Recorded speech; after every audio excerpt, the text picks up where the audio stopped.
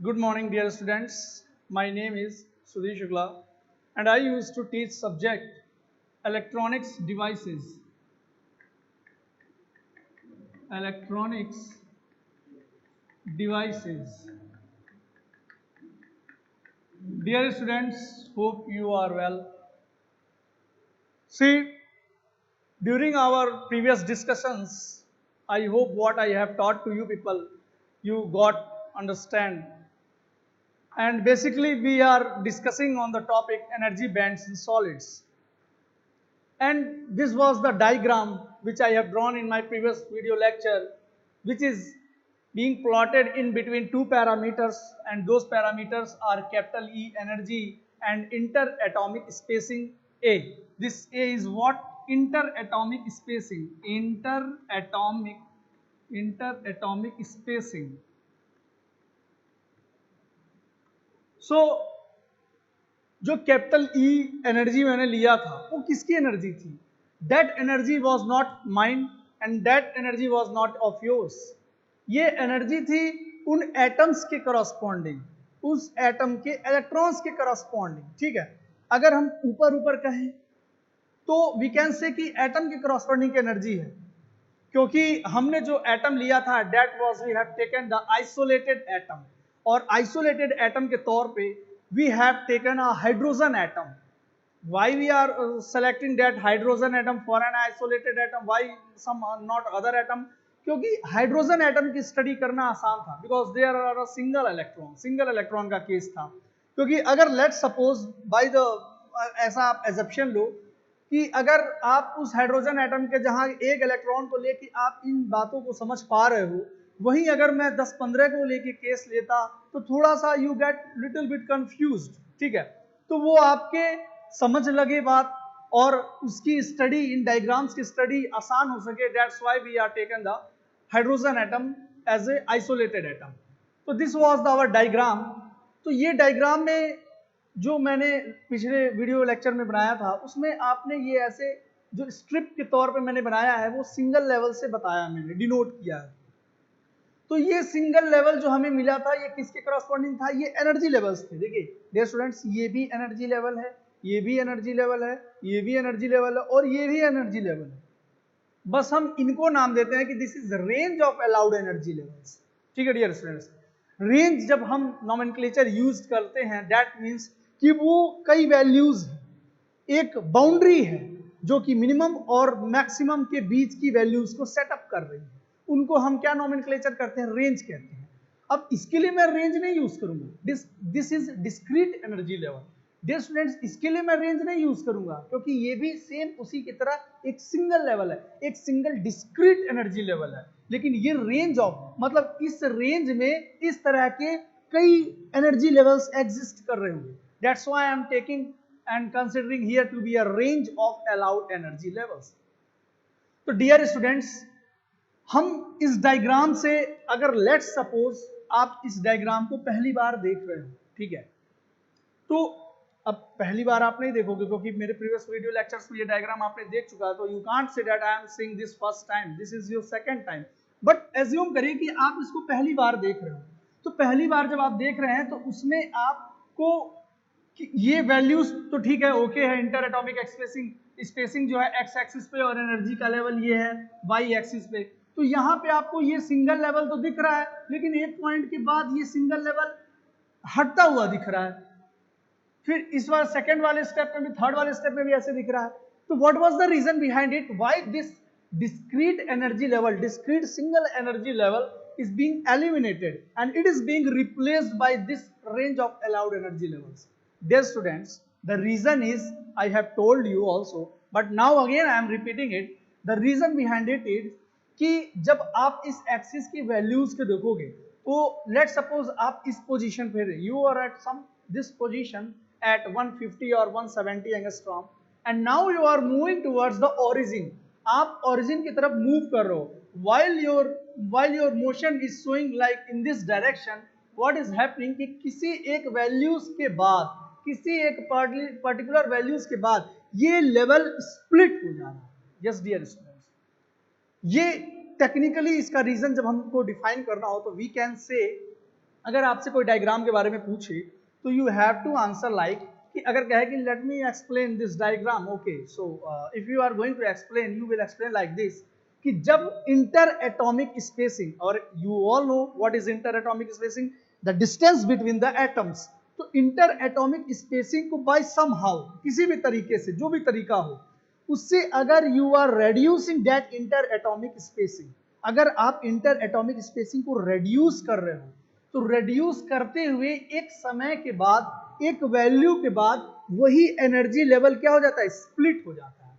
और मैंने रीजन भी बताया था, इट स्प्लिट्स, इट मतलब क्या, डिस्क्रीट एनर्जी लेवल जो है, जो एनर्जी लेवल है, the energy level splits due to the influence of other atom, दूसरे एटम के इन्फ्लुएंस की वजह से उसका क्या होता है, आपका जो एनर्जी लेवल हो जाता है वो स्प्लिट हो जाता है।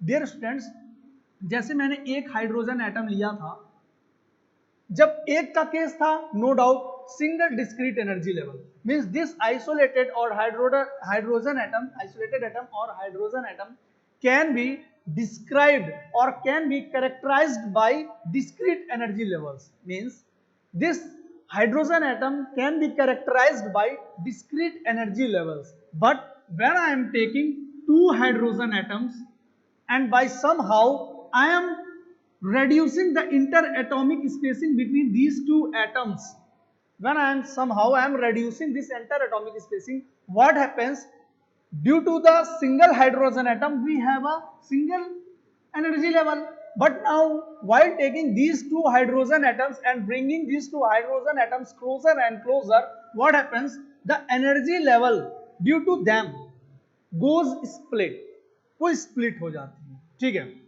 क्यों, क्योंकि इसके इलेक्ट्रॉन पे इसका जो इलेक्ट्रॉन होता है उसके इलेक्ट्रोस्टैटिक फील्ड अप्लाई होने लगती है और वो उसके फील्ड के इन्फ्लुएंस में आ जाता है, और उसके फील्ड में इन्फ्लुएंस होने के वजह से ये क्या होने लगता है, जैसे फील्ड का इन्फ्लुएंस आप इस प्रकार से समझेंगे, जैसे व्हेन वी हम जब छोटे थे तो उस दौरान we use such experiments, we all, मुझे लगता है कि हर किसी ने किया होगा एक्सपेरिमेंट्स, कि हम अपने बालों में ऐसे स्केल रगड़ते थे, रब करने के बाद कोई छोटा सा टुकड़ा कागज का हल्का लाइट हम ऐसे पास ले आते थे और उसको अट्रैक्ट कर लेता था।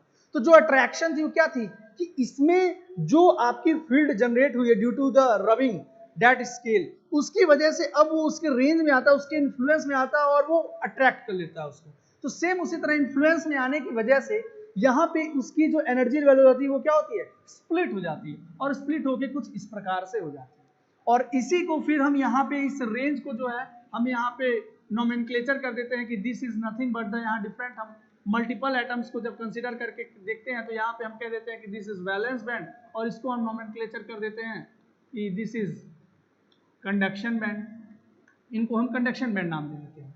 तो आपके दिमाग में ये क्वेश्चन आ सकता है कि सर यहाँ पे सिंगल लेवल बताया, यहाँ पे आपने कैसे ये डिफरेंट लेवल्स बता लिया या रेंज के क्रॉसपोर्डिंग। देखिए स्टूडेंट्स, मैंने बताया कि यहाँ पे सिंगल लेवल है, लेकिन इस रेंज में यही मल्टीपल लेवल्स हो जाते हैं, स्प्लिट हो जाते हैं ये लेवल्स, और स्प्लिट होते ऐसे यहाँ बैंड का फॉर्मेशन हो जाता है, क्योंकि बैंड मतलब क्या है, different type of energy levels, different energy levels या एनर्जी लेवल्स की कलेक्शन को हम क्या कहते हैं, बैंड, और हम इस बैंड को कहते हैं कि the most highest band which is completely filled, उसको हम नोमेनक्लेचर कहते हैं दिस इज वैलेंस बैंड, और उससे ऊपर हायर बैंड को हम कह देते हैं दिस इज कंडक्शन बैंड।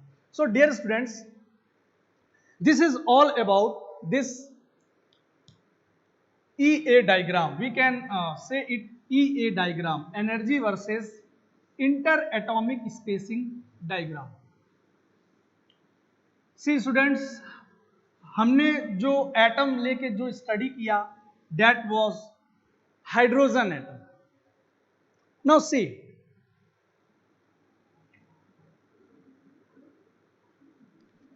हमें पता है कि what is crystal, what is lattice, हमने पढ़ रखा है। तो अगर वन डायमेंशन में क्रिस्टल लैटिस की हम बात करते हैं इन वन डायमेंशन, तो we can draw it like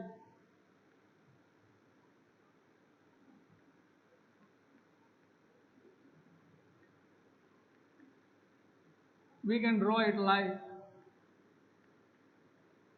in this way।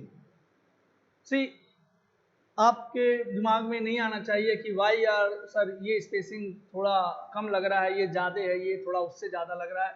वो सेम इंटरवल पे है, सेम डिस्टेंस कवर कर रहा है। वाई? क्योंकि 1D हमने क्रिस्टल लैटिस की बात की है, ठीक है। और क्रिस्टल मैंने बताया था कि जो आपका सॉलिड है वो either it may be crystalline और amorphous. And I hope you also remember my another word that I am saying semiconductors are mostly crystalline in nature. Okay, no doubt a few of them are also amorphous, but we are not concerning with those amorphous type of semiconductors. We have to only study while taking this crystalline type of solids. ठीक है। और crystalline मैंने बताया था कि what is the difference between crystalline and amorphous. Dear students, you also this know the reason you know in +1 and +2, but again I am repeating that the major difference between the crystalline and amorphous is in crystalline the constituent particles are regularly arranged, while in amorphous type of solid the constituent particles are irregular arrangements. Means if in a solid you find, or in a crystal if you, or in a solid if you find the placement of constituent particles regularly arranged, then it will be crystalline. If irregular, it will be amorphous, no doubt. तो यहाँ पे आप regular interval पे आप देख पा रहे हो एटम्स को, then you can directly say sir this is a crystalline. That's okay, that will also be acceptable. ये वन डायमेंशन की मैंने बात किया, ठीक है स्टूडेंट्स। तो लेट सपोज मैं एक हाइड्रोजन एटम का केस लेता हूँ, आइसोलेटेड एटम का स्टडी करता हूँ। इसमें से जो ये मैंने डिफरेंट एटम्स लिए, इसमें से एक मैं एटम लेता हूँ, और एटम को अगर मैं यहाँ पे कुछ प्लेस करूँ, while placing this atom, hydrogen atom, in this way, sir एक एटम है, that means this is a hydrogen atom. Yes dear students, this is a hydrogen atom. Now see, hydrogen atom है, साथ में इसके साथ एक ही electron है, अभी मैंने रीजन बताया, एक ही इलेक्ट्रॉन है, ठीक है। हर एटम के कॉरस्पॉन्डिंग एक single electron. If you will study the potential variation for this electron, अगर आप देखोगे पोटेंशियल एनर्जी का वेरिएशन, तो it will be somehow defined by capital V is equals to minus of Q1 Q2 by R। आप potential energy को define करेंगे for this hydrogen और isolated atom like minus Q1 Q2 by R। Dear students, मैंने video lectures में आपको ये बताया था कि what is the value for Q1 as well as Q2 for an isolated atom, that is for hydrogen atom. Q1 is equals to 1e electric charge, quantum electric charge, and Q2 is equals to minus of 1। ठीक है students, तो फिलहाल उससे अभी हमें Q1 Q2 को हमें values नहीं, हमें उससे लेना देना है। फिलहाल के लिए मुझे जो मेरे लिए वैल्यूएबल पैरामीटर है यहाँ जो हमें पढ़ना है, that is minus of 1 by R। Dear students, हमें जो देखना है इस पोटेंशियल वेरिएशन का, वो देखना है V is equals to minus 1 by R, हमें इसको देखना है, या you can say V to be directly proportional to 1 by R. इस प्रकार से अगर मैं इसको लिखता हूं तो what you come to know, इससे इस रिलेशनशिप का आपको क्या पता लग रहा है? From this you come to know that कि रेसिप्रोकल वेरिएशन है। मींस अगर R की वैल्यू बढ़ रही होगी तो पोटेंशियल एनर्जी की वैल्यू डिक्रीज हो रही होगी, अगर R की वैल्यू डिक्रीज हो रही होगी तो पोटेंशियल एनर्जी की वैल्यू इंक्रीज हो रही होगी। इनवर्स रिलेशनशिप है। और with a minus sign, never forget while mentioning this minus sign along with this terms, minus sign आप भूले ना, इसको ध्यान रखिए। माइनस का वेरिएशन है, माइनस 1 बाई आर का वेरिएशन है, किसके लिए? पोटेंशियल एनर्जी के लिए। पोटेंशियल एनर्जी किसके लिए? इस आइसोलेटेड या हाइड्रोजन एटम के लिए। तो डियर स्टूडेंट्स, हमें यह पता लग गया कि जो इस हाइड्रोजन एटम की बात कर रहा है पोटेंशियल एनर्जी के टर्म्स में, उसका माइनस 1 बाई आर का वेरिएशन है। सो लेट मी ड्रॉ, तो मैं ड्रॉ करता हूं इस पोटेंशियल के वेरिएशन को, and I have a diagram like this। हमारे पास कुछ डायग्राम इस प्रकार से आता है। जे स्टूडेंट्स, ये डायग्राम जो मैंने बनाया है, इस डायग्राम से पता लगता है कि -1 बाई आर का variation. How? Let me explain you. See, जो R होता है that is nothing but the Bohr's radius, you all know. मैंने जैसे लेट सपोज कि मैंने यहां पे एक एटम लिया, ठीक है स्टूडेंट्स, और स्फेरिकल टाइप का है, और इस न्यूक्लियस से इस ऑर्बिट तक की दूरी डिसाइड की R। तो वो R क्या है? उस इलेक्ट्रॉन से न्यूक्लियस तक की डिस्टेंस, रेडियस जिसको हम बोलते हैं, और वही रेडियस आपकी होती है बोर्स रेडियस, ठीक है। अब देखिए, मतलब ये डिस्टेंस जीरो होगी कहां पे? न्यूक्लियस पे। न्यूक्लियस पे R की वैल्यू क्या होगी? जीरो। और यहां पे R बढ़ता हुआ होगा। R की वैल्यू यहां जितना इस न्यूक्लियस से आप दूर जाओगे R उतना ही बढ़ेगा, ठीक है। जैसे इसके केस में सेंटर पॉइंट पे R equals to zero, radius होगा जीरो, लेकिन जैसे जैसे R मूव करेगा इस ऑर्बिट की ओर R की वैल्यू इंक्रीज होती नजर आएगी। Same thing I have did, मैंने भी वही चीज किया है। यहाँ पे R की वैल्यू बढ़ते बढ़ते हमें ये पॉइंट्स मिलते जाएंगे, ठीक है स्टूडेंट्स। अब ये सर आपने नीचे क्यों बनाया? सर इसको ऊपर आप बना सकते थे। तो इसके पीछे भी रीजन है dear students. What is the reason behind it? क्योंकि यहाँ पे वेरिएशन माइनस का है। तो माइनस का वेरिएशन मतलब अगर इस एक्सिस को मैं रेफरेंस लेता हूं जीरो, तो वैल्यू जो माइनस होगी दैट विल बी डाउनवर्ड्स की तरफ होगी। If this potential energy variation will 1 by R, then the diagram will be in upward side में वो डायग्राम बनता। लेकिन यहाँ पे माइनस का वेरिएशन है, इस वजह से वो डायग्राम यहाँ नीचे बनेगा। And dear students, you will see कि अगर इस केस में मैं R की वैल्यू जीरो रखता हूं तो पोटेंशियल एनर्जी क्या हो जाएगा? इनफाइनाइट। और ये वो पोजीशन होती है जहां पे पोटेंशियल एनर्जी की वैल्यू क्या डिफाइन होती है? इनफाइनाइट डिफाइन होती है। डियर स्टूडेंट्स, अगर मैं इसको एक्सिस पे देखूं, आई एम टेकिंग और मेंशनिंग हियर E, मैं यहां पे वर्टिकल एक्सिस वाई एक्सिस पे E अगर कंसीडर करता हूं, तो for different values of R हमारे पास डिफरेंट डिस्क्रीट एनर्जी लेवल्स आएंगे, डिफरेंट एनर्जी लेवल्स आएंगे, E1, E2, E3, E4 dot dot dot dot. और मैंने आपको रिलेशनशिप बताया था एनर्जी का N की वैल्यूज के साथ कि N की value 1 that means ground state, और जैसे जैसे N की वैल्यूज लार्ज होते जाती है E की वैल्यूज क्या होने लगती है? घटने लगती है। E is equals to -13.6 bracket में 1 by n square electron volt, मैंने रिलेशनशिप निकाला था। N की डिफरेंट वैल्यूज हम रखते जाते हैं और एनर्जी की वैल्यूज उस प्रकार से घटने लगती है, और एक समय आता है जब एनर्जी की वैल्यू जीरो हो जाती है। सेम इसी कॉन्सेप्ट को इस रिलेशनशिप पे भी हम एक्सप्लेन कर सकते हैं कि R की वैल्यूज, जब R की वैल्यूज बहुत कम है उस दौरान जो आपकी V की वैल्यू क्या है? बहुत ज्यादा है, ठीक है स्टूडेंट्स। तो ये सिंगल एटम को लेकर स्टडी थी। If I am taking this series of atom in a one dimension, and if in the same way if I am drawing the potential energy variation for each of the atoms, what I have a diagram like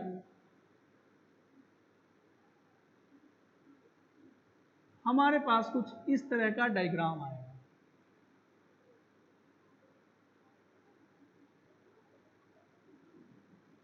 dear students, जो diagram मैंने अभी बनाया था that is for single atom, लेकिन यहां पे हम देख रहे हैं for series of atoms, series of atoms के लिए।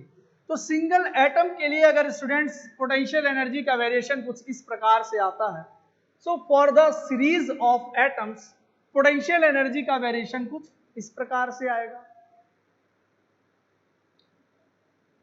तो यहां पे मैंने वन डायमेंशन में लिया for the series of atoms के लिए पोटेंशियल एनर्जी का वेरिएशन। और डियर स्टूडेंट्स, आर के करॉस्पॉन्डिंग किस प्रकार से इसका वेरिएशन है आपको ये दिख पा रहा है।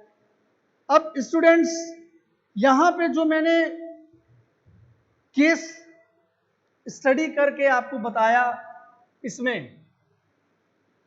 तो इस दौरान ये डिफरेंट एनर्जी लेवल्स जो फॉर्म्ड हो रहे हैं, ठीक है, डिफरेंट एनर्जी लेवल्स एक कंडीशन के बाद, जब इंटर एटॉमिक स्पेसिंग बहुत कम हो जाती है, उस कंडीशन के बाद हम ये देखते हैं कि आपका जो एनर्जी लेवल है वो स्प्लिट कर जाता है, और वो कंडीशन क्या बनती है कि we are going to reduce that inter atomic spacing. Inter atomic कहीं ना कहीं हम स्पेसिंग जो एटम्स के बीच का है उनको रेड्यूस कर रहे हैं, और फिर व्हाट वी फाइंड कि हम उसी के साथ हम देखते हैं, क्योंकि एनर्जी और एन, और जो एन है उसको हम डिफाइन करते हैं नंबर ऑफ स्टेट्स से, ठीक है स्टूडेंट्स, अभी हम बताऊंगा मैं आपको। तो हमें ई और एन रिलेशनशिप से एक एटम को स्टडी करके हम ये जस्टिफाई कर देते हैं कि किस प्रकार से अगर आर की वैल्यू घट रही है या बढ़ रही है, उससे पोटेंशियल एनर्जी का वेरिएशन हो रहा है। और यहां इस वेरिएशन को सिंगल, देखिए इसी वजह से मैंने बताया था कि मैंने हाइड्रोजन एटम को कंसीडर किया था, और क्योंकि हाइड्रोजन एटम मतलब सिंगल एटम था और उसके साथ सिंगल इलेक्ट्रॉन था।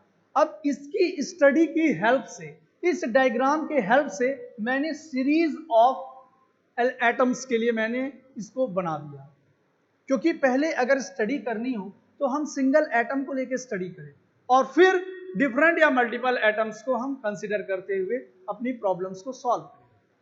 सी, जब ये सिंगल एटम की हमने बात किया डियर स्टूडेंट्स, जब हमने सिंगल एटम की बात किया तो इसका जो सॉल्यूशन है that is analytical solution, means जो प्रॉब्लम है हमारी एक एटम के साथ उसका एनालिटिकल सॉल्यूशन।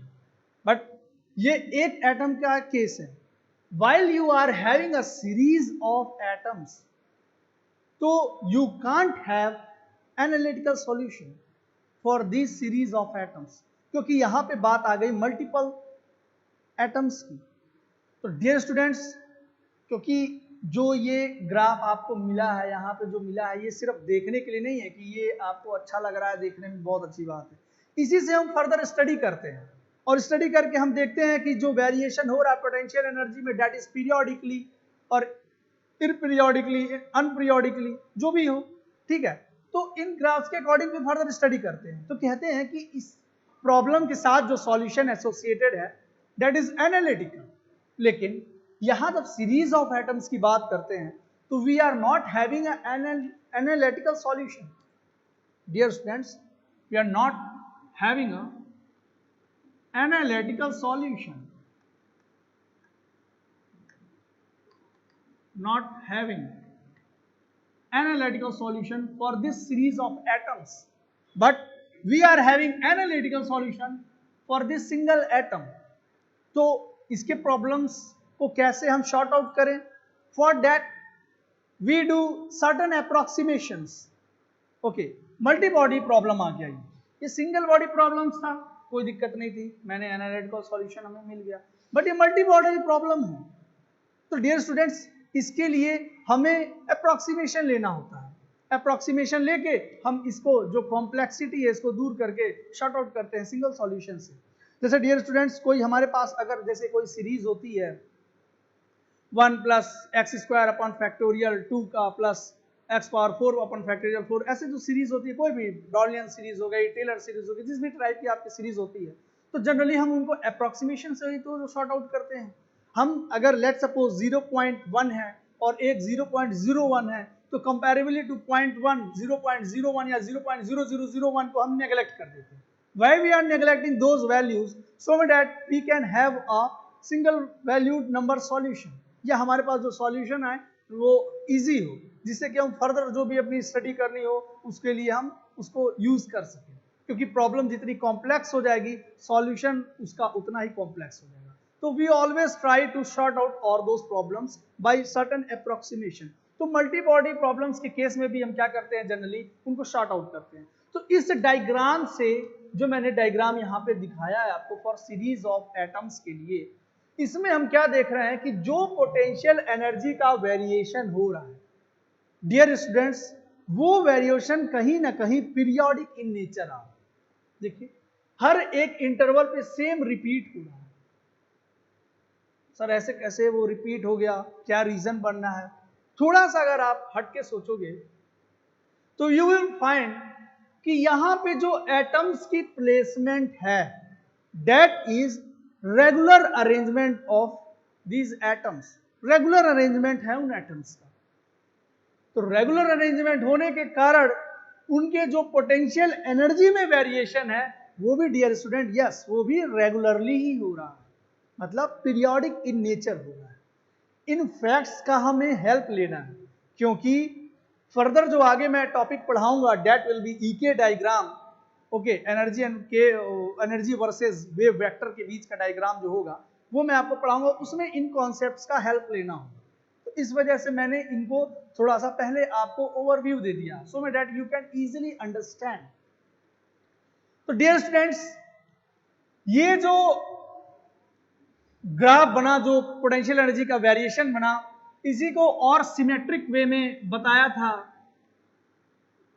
क्रॉनिक पैनी सर ने, जिसको हम नाम देते हैं क्रॉनिक पैनी मॉडल।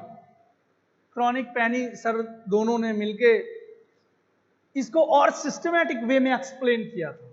तो dear students, this is not in our syllabus कि हम इसकी स्टडी करें, बस थोड़ा सा ओवरव्यू मैं दे देता हूं कि आप अगर, क्योंकि सिलेबस जो है वो फर्दर हो सकता है कि साल 2 साल में फिर से चेंज हो जाए, तो अगर आता है क्रॉनिक पैनी मॉडल और आपके जूनियर्स आपसे पूछते हैं या कहीं भी आपसे कहीं आप इस टॉपिक को देखते हो तो थोड़ा सा आपके दिमाग में रहे। What he did, he has approximated this potential energy in the form of potential well। इन्होंने पोटेंशियल वेल के टर्म्स में इसकी स्टडी की। इन्होंने इस वेरिएशन को पोटेंशियल वेल के तरह एज्यूम किया और उसकी स्टडी की इन दिस वे। ठीक है, ये जो वेरिएशन है इन्होंने वेल, कुएं की आकृति देके इसको सिस्टमैटिक वे में एक्सप्लेन किया था। I am just giving a simple overview of this of chronic Penney model. तो यहां पे ये सीरीज ऑफ एटम्स के लिए था। ठीक है डियर स्टूडेंट्स, सिंगल एटम की जब स्टडी किया उसमें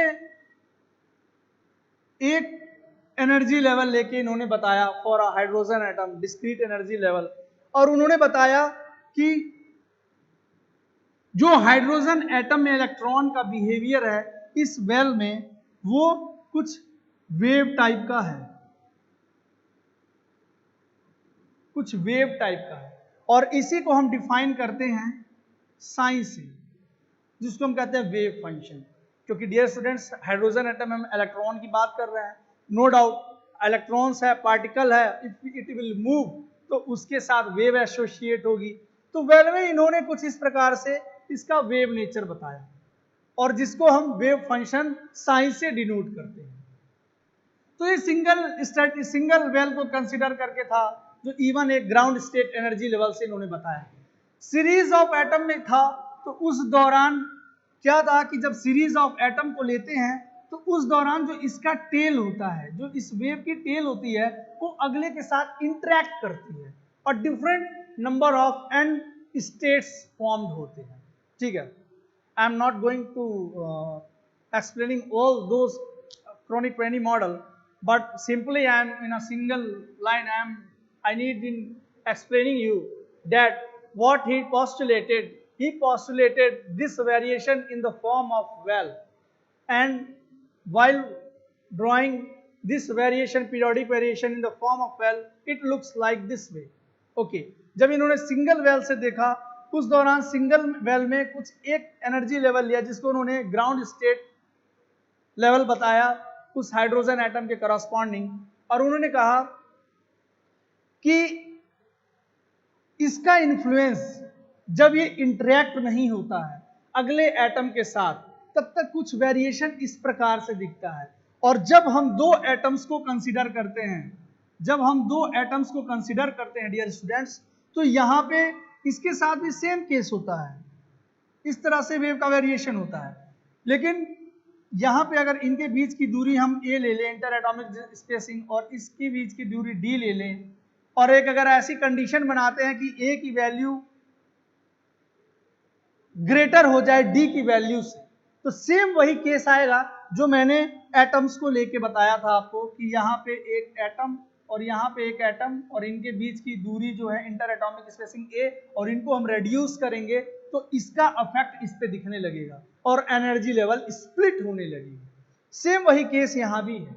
यहाँ की a की वैल्यू अगर मच मच लार्जर हो जाए, a की value much much larger this d हो जाए, मतलब आपने इंटर एटॉमिक स्पेसिंग को क्या कर दिया, रेड्यूस करने लगा, और इंटर एटॉमिक स्पेसिंग रिड्यूस करने की वजह से फिर से वही इन्फ्लुएंस आने लगेगा जो हमने वहां पे पिछले वाले डायग्राम में हमने जो एनर्जी लेवल का स्प्लिट के रूप में देखा था। तो डियर स्टूडेंट्स, ये क्रॉनिक पेनी मॉडल था, और बेसिकली जो आपका पोटेंशियल एनर्जी का वेरिएशन था वो मैंने यहाँ पे आपको शो किया दिखा के, जिससे आपको ये पता लग सके कि किस प्रकार से आर के वेरिएशन से पोटेंशियल एनर्जी में वेरिएशन हो रहा है।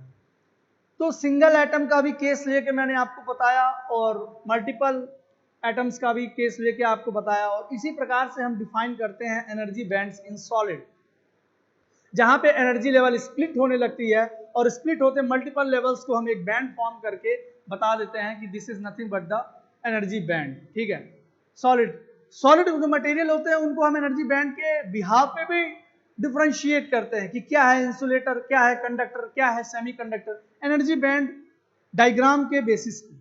और एनर्जी बैंड डायग्राम को हम दूसरे शब्दों में समझेंगे जब मैं आपको सेमीकंडक्टर्स के बारे में पढ़ाऊंगा। So for here, this is all about the energy bands in solid. Soon I will deliver a lecture on the EK diagram, कि हमें इस मॉडल, इस डायग्राम के बाद EK डायग्राम की या energy band diagram of solid के बाद क्यों EK डायग्राम की आवश्यकता पड़ी, why we are in need of studying EK diagram while studying this energy band diagram in solid. Okay, I hope you all come to know what I have taught to you, and I hope you will also take care of yourself. Thank you so much, dear students. Thank you so much.